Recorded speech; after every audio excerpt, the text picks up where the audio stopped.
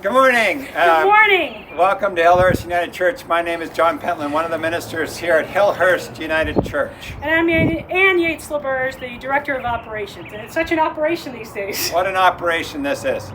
There's a banner up front that says, whoever you are, wherever you're at, join us on the journey. We welcome you, whether you're in Calgary or some other part of Canada or around the world. Welcome. You belong in this place and we're glad you're here. It's kind of cool. We're standing out here doing all this stuff. 3 people now have come by. One on a bike, she lives in the neighborhood, never been in the church, but she says, I'll watch you online now.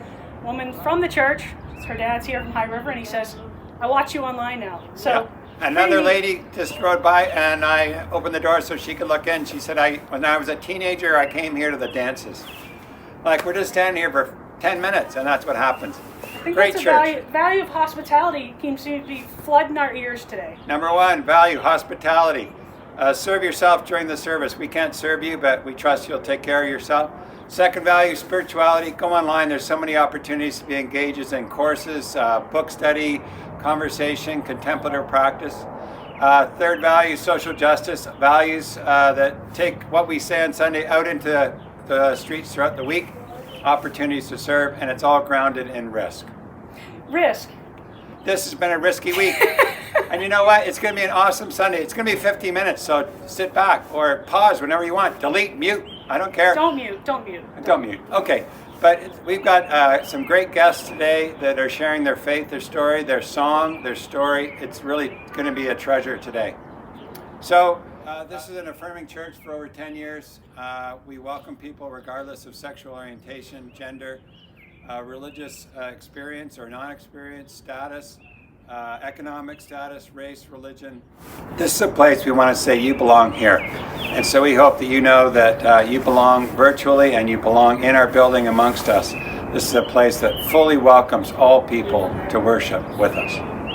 I think we did it. I think we did it.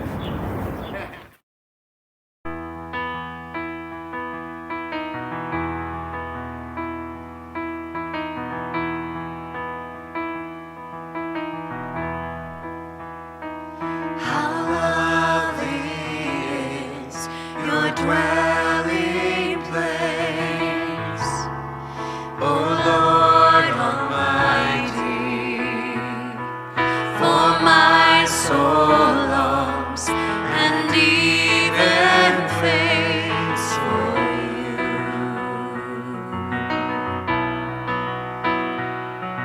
For here my heart is satisfied. Within your presence, I sing beneath the shadow of your wings.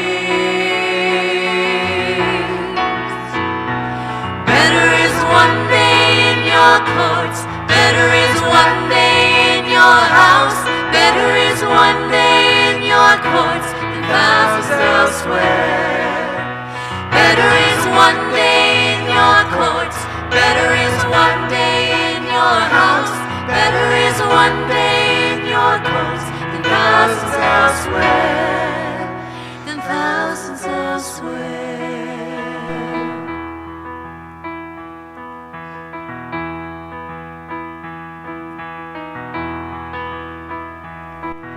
One thing I ask, and I would seek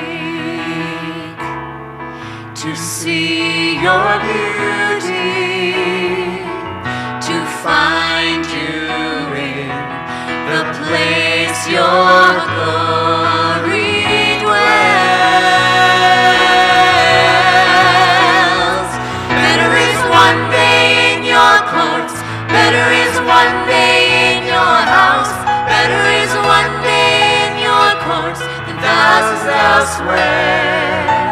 Better is one day in your courts, better is one day in your house, better is one day in your courts than thousands elsewhere. My heart and flesh cry out to you, the living God. Your spirit's water for my soul. I've tasted and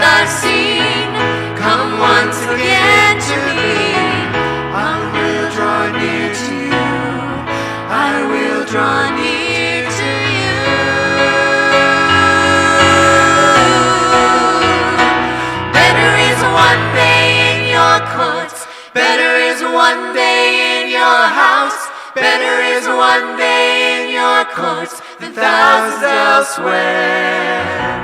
Better is one day in your courts. Better is one day in your house. Better is one day in your courts than thousands elsewhere. Thousands elsewhere. Thousands elsewhere. Thousands elsewhere.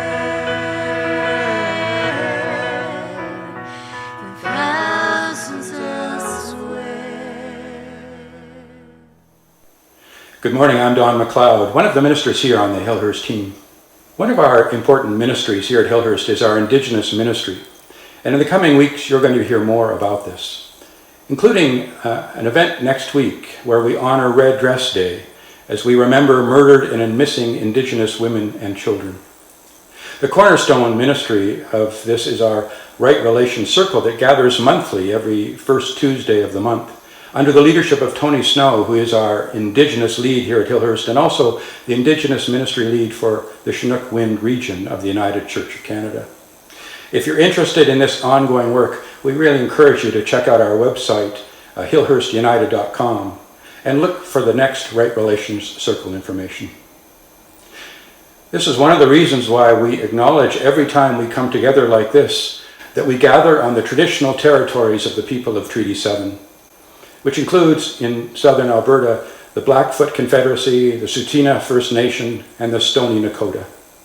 The city of Calgary is also home to the Métis Nation of Alberta, Region 3. We know people are joining us online from outside of Calgary, indeed outside of Alberta and across this country and even beyond. So wherever you are, we encourage you to recognize the traditional lands that you live on and to remember the original peoples of your area. We recognize that this land here where we live was not empty when Europeans first arrived on what Indigenous people call Turtle Island. We remember the actions of the church, both for ill and for good. And may we find the courage to speak the truth about these actions as we work together toward new relations in the spirit of reconciliation. May we live with respect on this land and in peace and friendship with all our relations. We have offered many prayers over these last several weeks, and including remembering those who are suffering physically with the COVID virus and those families who are grieving the loss of loved ones. We've also remembered those who are suffering financially given the economic collapse, and those who are living with mental illnesses, especially in this time of uncertainty and anxiety. We also, of course, have lifted up those essential workers and their families who have supported all of us during this time and in these days. We encourage you to again post your prayers in the chat window as you're able, and to respond to those prayers as you can. And may it create in us an openness to receive and share our concerns and our joys.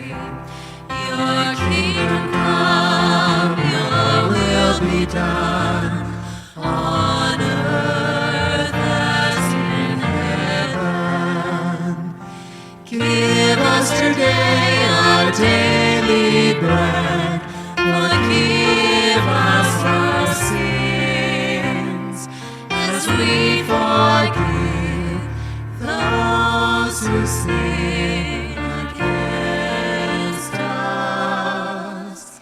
Save us from the time of trial, and deliver us from evil. For the kingdom, the power, the glory are yours, now and forever.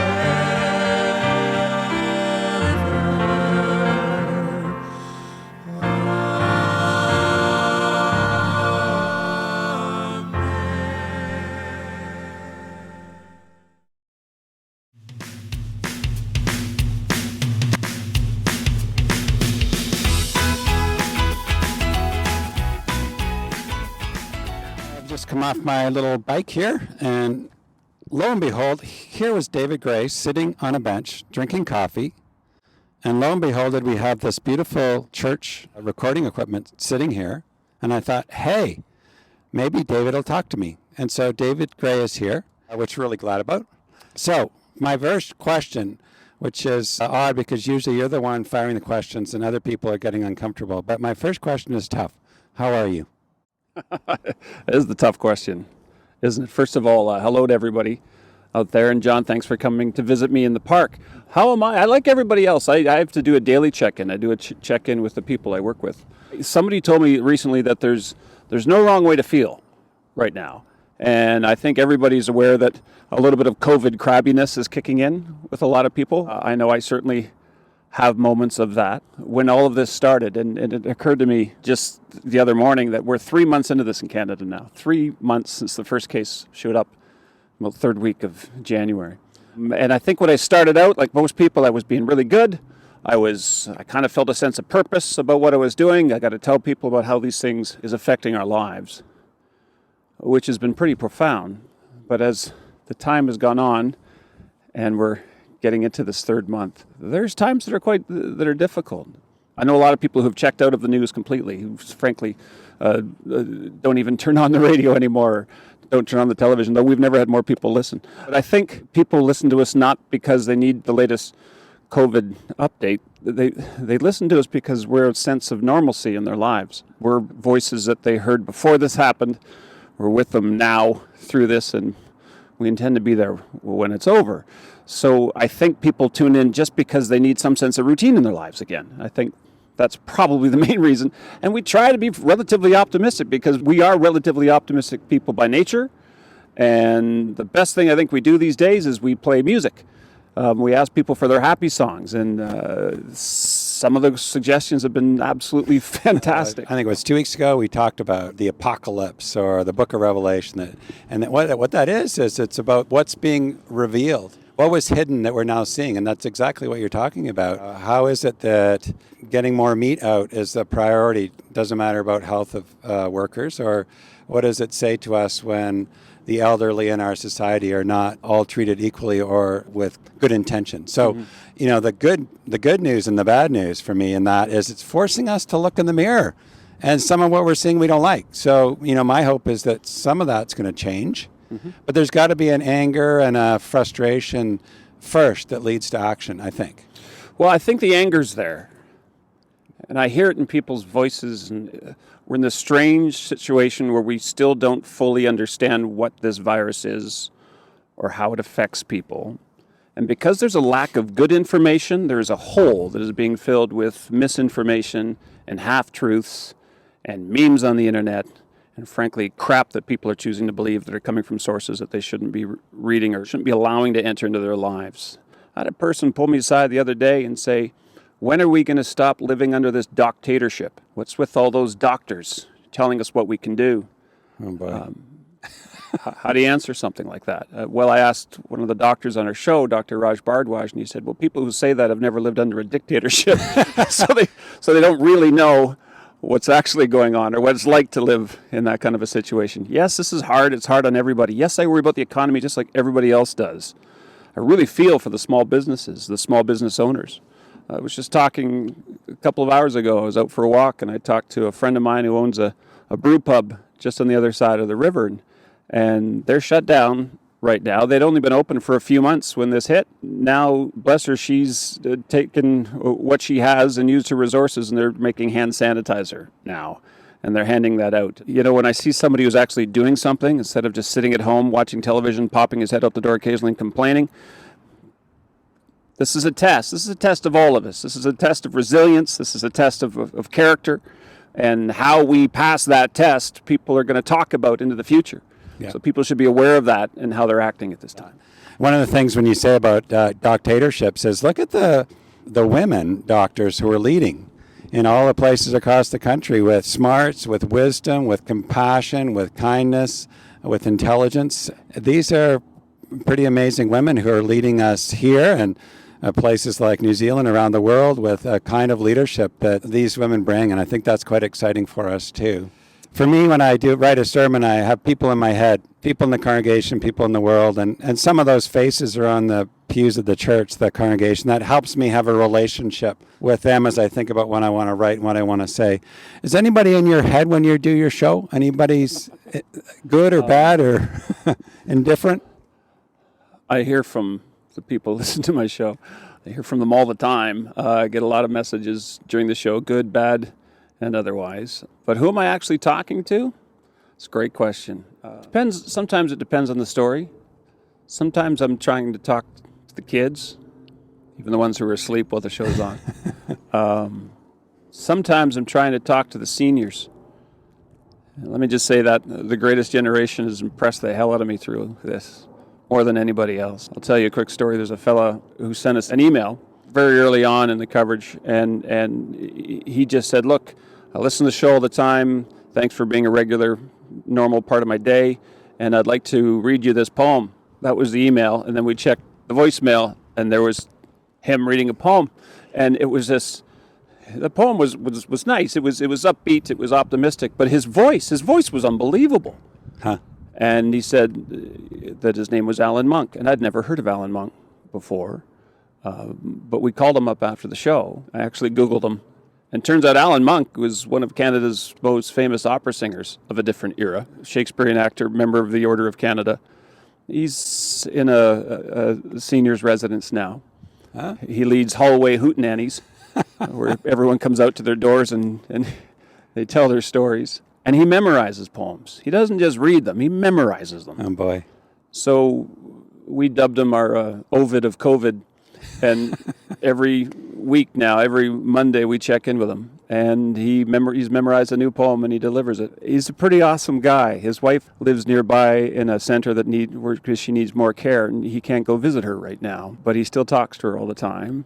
And he seems to lift the spirits not only of the people where he lives, but a lot of people in our show right now. So I don't know how I got down that track, but you're asking who I talk to. I'm hoping there's more Alan Monks out there. Yeah. And on some stories, I'm trying to talk to those people who just might be flipping through the dial, and I'm trying to be something other than what they're hearing on talk television from the United States. Right. Or from elsewhere. One of the roles of the CBC, of course, we play I think a moderating effect in the current of political life in Canada. And they don't have that in the United States. There's sort of no middle ground. There's no one middle place where people can go that they trust and agree on. And I know some people yell at the CBC. Heck, I yell at the CBC sometimes. But I think we play that role in this country, and I think we're all better for it. When I think of this coming Sunday, we're going to be talking about the 23rd Psalm, which is "The Lord is my shepherd," which is often pegged as a piece we love to hear at funerals. It is a story about God imaged as a shepherd leading up and down mountains and providing a sense of comfort, providing food and presence. You know, when we were in Argentina 3 years ago cycling, Yep. Rick every morning would gather us before we'd head off on our bike ride, and he'd give us some kind of check-in to us. And I remember the one day he said, you know, we're going to be climbing a big hill today, and I want you to go around the circle and say something about what helps you climb hills, what helps you rise to the challenge before you. What advice do you have for people who feel like they're climbing a hill right now? Well, of course, the first one is you're not alone. We're all climbing that hill together. I worry that the people in their isolation magnify their problems and forget that there are others out there who are not only going through the same thing, but people that you can actually reach out to and talk to about it. I have to remember that in my own life. Yeah. To reach out to friends and help them balance when I get a little bit wonky, to use a word my father used to love. Because occasionally I do get a little wonky. I'm filling myself up with a lot of negative news in the morning. When I talk to people, I feel what they're saying, and I can bring that home in a bag, and I need to learn to find a way to set that aside sometimes. How do you do that? For me, it's exercise. That's what works for me. Yeah. Everybody's got their own way. I pick up a musical instrument and I play guitar, or have a friend over on the front porch and we sing songs together. That makes a difference for me. And apparently I cook these days, not very well, but I cook a lot. Anybody else eating way too much bread? I saw, Over here. Blame Julie Van Rosendahl. She got me making that no-knead bread, and it's got to stop soon, John. Yeah. There's the COVID-25 out there that I'm starting to become aware of. And the other thing about the shepherd, I'll just say this, and I don't mean to make light of your story because it's an important one, but if there's a shepherd out there listening, I could use a shearing very severely right about There you now. go. I want to know do you look forward to the day when Angela says, there is a traffic jam on the Deerfoot?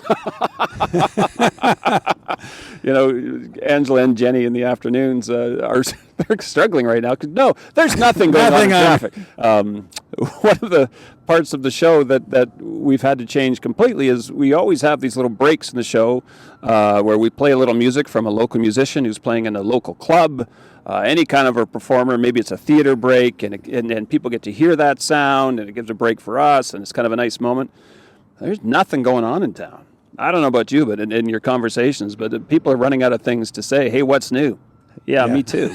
And that's a problem on the show. So we've discovered that there's a woman who has an Instagram account that has actually grown to 70 or 80,000 followers. And what she does is she cleans, and she does it really well. And it's called Go Clean Co. And we now have her do little bits of advice about cleaning stuff. And I hadn't realized that there's an entire generation or two out there that don't have a clue how to properly clean anything. I've learned a lot from her, and I think other people are as well. So, When you just, off the top of your head, when you think of the last 6 weeks, you said, what sticks out as somebody you talked to or something? We talked about COVID and economics and politics and education and health and relationships. Is there anything that sticks out that's sort of a bright spark of wisdom? a spark of wisdom. That's tough, John, because I try to find that from everybody I talk to, and I learn stuff all the time. I may not retain it all, but I learn stuff an awful lot from people. My Ovid of COVID, I learned a lot from him about just remembering to park some of your worries at the front door. The seniors keep impressing the hell out of me. Just a quick one. How's your mom? She's okay. Very good. I went for a long walk today with my friend Ken. We walked from my part of town, which is not far from the church, all the way over to Elbow Park. Nice. Give her a wave in the front porch. Had the usual conversation, what's new? Me neither. And turned around and walked home. So she and Ian are doing fine. Thanks for checking in. But in terms of the inspirational folks I've talked to, I think it's mostly, it's been the scientists. It's been an immunologist from the University of Calgary who stays calm and looks at the numbers and will calmly project where we are and where we think we're going. We're all looking for a compass through all of this. You have a lot of people calling you, I'm sure, asking you to be their compass right now, John. We're all looking for a compass through all of this, and for me, it's the scientists who are giving me real hope that we're going to get through this, and sooner or later we won't be talking with a bicycle between us, and maybe we can actually share a bottle of wine. Is it just me, or is there less wine in bottles of wine lately? It seems to disappear quicker. Yeah, I think that's what's going on. Very, very last question.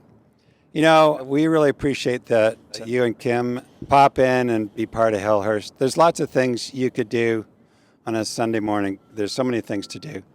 But it's a question somebody asked me today. Why does he sometimes come to Hillhurst?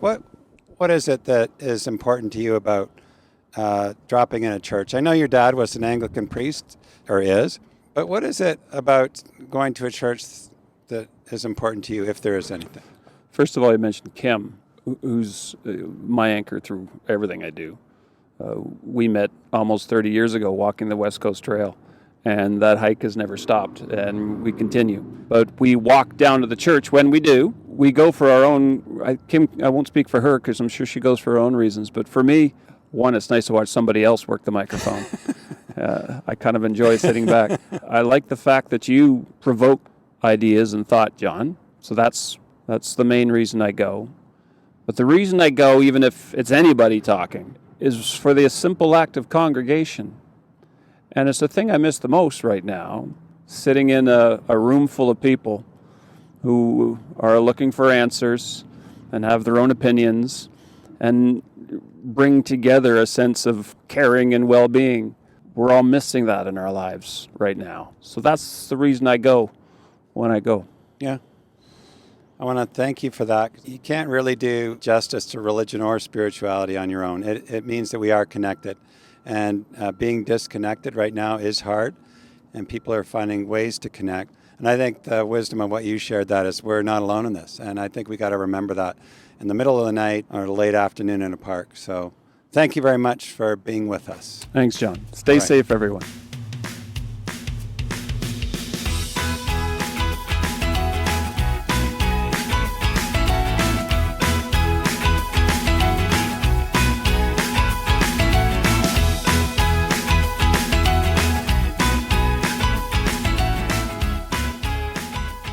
That was great to have time with David Gray from CBC and from Hillhurst United Church as he shares some of his work and his experience talking with so many different people during this COVID crisis. One of the things that struck me that David said is that the numbers are up listening to the radio as people are listening to the right voice to guide them in these difficult days, and how we're noticing that there's amazing, in particular, female doctors who are guiding the country as we hear their wisdom, their intellect, their kindness and compassion guiding us. They are shepherding us, both the radio and these doctors. And then we come to the 23rd Psalm that talks about God being like a shepherd.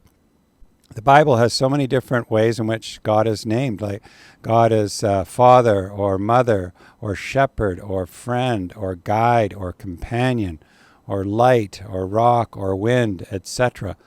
But the word shepherd in that context makes perfect sense, because in that rural context, a shepherd was the one who protected the sheep with their staff, guided them up and down mountains, prepared a field, even in the presence of enemies, protected them. And so the shepherd image made sense then. I don't think I've ever met a shepherd, but I sure understand the metaphor of shepherd. And the voice of the shepherd matters because it is the voice that we listen to. And the voice of Scripture, the voice of song, and the voices of one another help remind us that we're not alone in this journey. One of the things I love about this text is a word that's called withness. I don't even know if it's a real word, but I like it. Withness. There's a withness, W-I-T-H-N-E-S-S, withness to this text, reminding us that God is with us. You see, the faith journey isn't all Pollyanna. The faith journey knows that there's going to be highs and lows. There's going to be death and darkness and shadow and struggle and light and beauty and joy. It's both and. It is, as they say in the contemplative practice this week, everything belongs. And this withness reminds us that God is with us in the mountains and valleys of life. God is the one who's with us when danger is there to calm us and protect us and encourage us. God is with us beside the still waters. God is with us climbing a mountain and then descending the mountain. There's a withness to this text. You know, whenever I go into a very difficult situation, whether it's a visit with someone in a hospital or before I preach on Sundays, whenever I'm faced with difficulty, I find myself simply saying these words to God: God, be with me. And it's in saying that to myself that I let go, that I find courage and comfort, and I surrender to what is coming before me. That's what withness is. It's letting go and trusting in God. So the 23rd Psalm reminds us of that withness. And then, you know, the last words in Matthew's Gospel are Jesus' words where he says, "Lo, I will be with you always to the close of the age." There's withness one more time. We are so pleased to actually be in the sanctuary of our church. We are surrounded with your photographs. And I also have with me Alan Monk, who you will hear in a moment or two, has an amazing voice. And as Alan just said, we're in a church and we have a monk and a minister. Thanks so much for what you have done on the radio with your creativity and for your gift of music this morning. The 23rd Psalm, what kind of music is it for you? Well, it's honest, true, sincere, with a wonderful message. It's as what music should be: simple, straightforward, and good. Yeah, simple, straightforward, and good. You know, my memory is being at my grandmother's funeral, I want to say 40 or 50 years ago, being a kid in the funeral, and the minister saying, we're all going to recite the 23rd Psalm. and watching all the adults know how to do that. And I was actually in awe of that. It's a piece of history, for generations at both celebrations of funerals and weddings, and it is a very moving piece. It truly is. It truly is. Yeah, and it is probably the best known of all, isn't it? Yeah, whether you're a church person or non-church person, you know that piece. And a moment ago you were saying about churches weren't like this, and you talked about cowboy church. What's cowboy church? Well, cowboy church is, I had a painting at one point. I gave it to somebody who was very much into cowboy and very much into religion.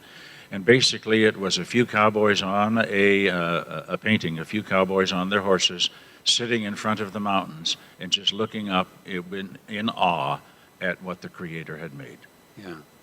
And indeed, we would say theologically that creation is God's first scriptures. That it's actually when we look to the earth, when we look to the waters, to the mountains, to the land, that's where God speaks. The mountains are the greatest cathedral ever. That's right. Yes, yes. And we have so much to be thankful for, so much to be in awe of. Awe of. And awe is like, awe is the first religious word we ever have. Awe, when our breath is taken away. Now, I'd heard that your wife is in a nursing care center in the city. Yes, she is. She's been in for 8 years. 8 years, and you haven't seen her for? I haven't seen her for several weeks because of the isolation, but I do have FaceTime with her once a week. The staff are doing a great job in taking good care of her. Nice. The other thing that I said to Alan, when I heard him sing was, I can't wait to shake your hand in gratitude. And he had a great response. He said, there's something better than a handshake. What's that? A smile. A smile is one of the most valuable things we have, and they're very hard to give away. Try to give your smile away, you'll get it right back. And everybody knows that laughter is the best medicine, right? Yeah. I have my own take on that. A smile is the best preventive medicine. Think about it. Smile at everybody you see, no matter what. Give them 5 seconds of a smile, and that'll brighten up their day, and you'll get your smile right back. So you've got a fresh one to give away to the next person. I love that. What great medicine in these times when we do catch glimpses of people on the street or in the store or somewhere, a chance to offer that smile, and how infectious that can be. Very infectious. Yeah. Let's smile all over the city. Yeah. What's in this time of COVID, what's this been like in your lifetime? How does this time we're in fit with your lifetime? I'm very fortunate that I suffer from a condition known as curiosity. Good one. So my mind is always curious about wherever I am and what's going on around me. When I moved 2 years ago into a seniors kind of place with 100 other people, I gave away all my books. As people said, how could you give away your books? And I said, because the stories of my life in this chapter going forward are the people that I'm going to meet. And their stories are going to be original, alive, true, honest, and they're going to be full of the expression of their experience. So I've just been, from a distance, visiting a lot of people and on the telephone and reaching out. Connecting. One of the things I love about the 23rd Psalm, for me personally, not only does it hold a memory as a minister, one of the things I love about it this time, what I love about Scripture, if you're curious, there's always a new twist. There's always something new that's interesting about it. What I love this time is the sense in which the shepherd is with us. And to me, the COVID, there's an invitation about withness. That sense that we feel alone, and yet the deep theological, faithful understanding is that God is with us. And with us in the smile of a stranger in the street, withness in a beautiful piece of poetry or song or story or people. And we got to remember, I think, that withness is what will help us witness, if you will, to a new day. Well, think of this. I think we're put on this earth to improve the quality of the day of every person we meet. And if we all go with that in our hearts, it's going to be a great world. Great world indeed. Well, I still am looking forward to the handshake, but I'll give you a great big smile and deep gratitude for you being you, and you being infectious with your smile and your stories and your songs. So thank you very much. I'm going to give the smile right back to you, so we each now have a fresh one to give away when we see somebody. Peace to you.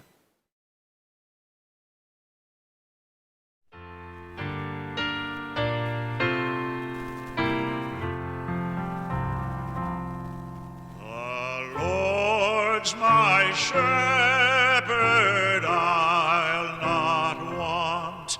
He maketh me down to lie in pastures green. He leadeth me the quiet waters by. My soul he doth restore again, and me to walk doth make within the paths of righteousness, even for his own name's sake. Yea, though I walk in death's dark vale, yet will I fear none ill, for thou art with me, and thy rod and staff me comfort still.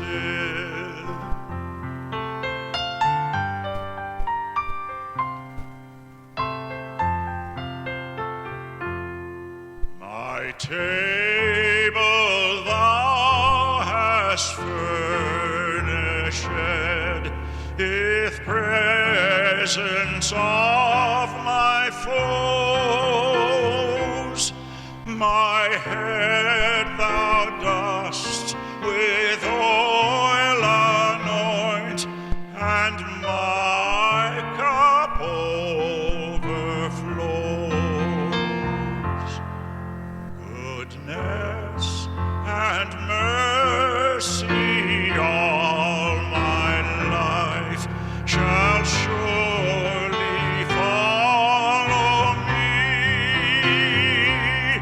and in God's house forevermore my dwelling place will be.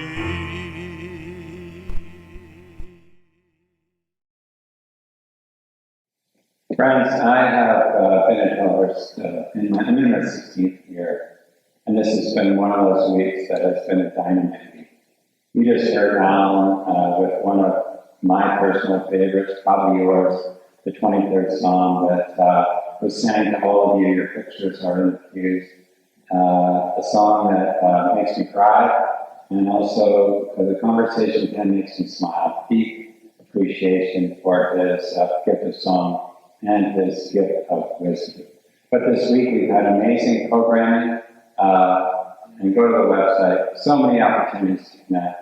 We've had our masks that have been made by community members posted outside the church, and literally as we were putting them up, people were taking them away. Great gifts, saying this is the right thing to do by people walking by our church. This has been a week too, and we ran into David Gray and had an opportunity to share a great conversation with him about COVID and what he is discovering as he communicates with many people around the city. And so this has been one of the weeks that I will always remember, about the energy, the creativity, the passion, the joy, the laughter, the tears of this community that makes it such a strong place to be. I'm so pleased to be part of our community this morning. We invite you to share the good news of this church in the world. We desperately need the smiles, the hugs, the love and laughter that is a gift in this COVID time. Thanks for being with us.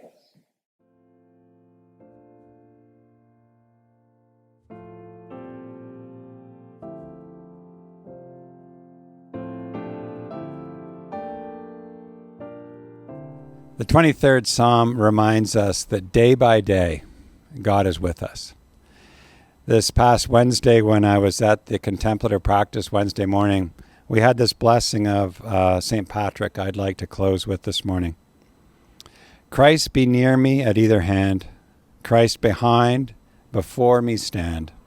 Christ with me wherever I go, Christ around, above, and below. May you know that God is with you and I as we journey this week. In the name of the Father, and of the Son, and of the Holy Spirit, one God. Mother of us all. Amen.